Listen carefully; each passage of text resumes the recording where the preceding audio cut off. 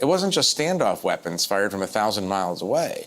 But you can't just put out this kind of information and hope for the best. The other piece that people are upset about, and there's a lot of military people feel this way, is like, hey, we have guidelines about how we're supposed to handle sensitive information. We have to pass tests every year on this. We get punished if we leave something on a desk.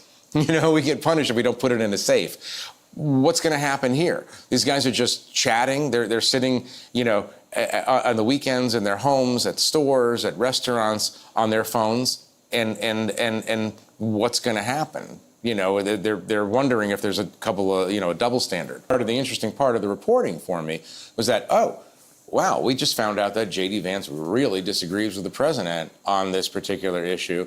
J.D. Vance made a compelling argument. Other people countered the argument. What was really interesting was that the person designated SM, which I took to be Stephen Miller, shut down that conversation. He said, I heard the president say we're doing this, and we're doing this, and that was the end. Interesting is that he's saying that he would keep those concerns to himself, but he's basically just told the entire cabinet that he disagrees with the president's decision, and not only that he doesn't think the president understands, that's pretty heavy, doesn't think the president understands the consequences and ramifications. That was very revealing and interesting. I would say, yes, I found the policy dialogue very, very interesting to read. And you could see the different strains of thought in this administration.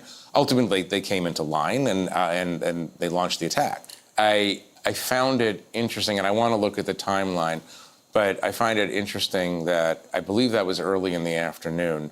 I alerted the White House shortly after 9 in the morning, and that was emails and texts and calls to Mike Waltz, Stephen Miller, Susie Wiles, and so on. I found it interesting, and again, I want to figure this out.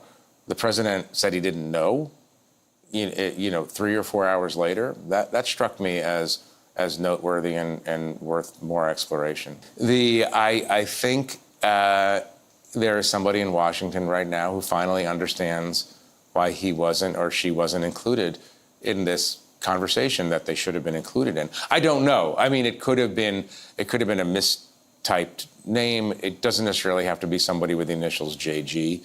I don't know. I've also heard speculation that they wanted me in this conversation in order to show how thoughtful and tough they are on Yemen.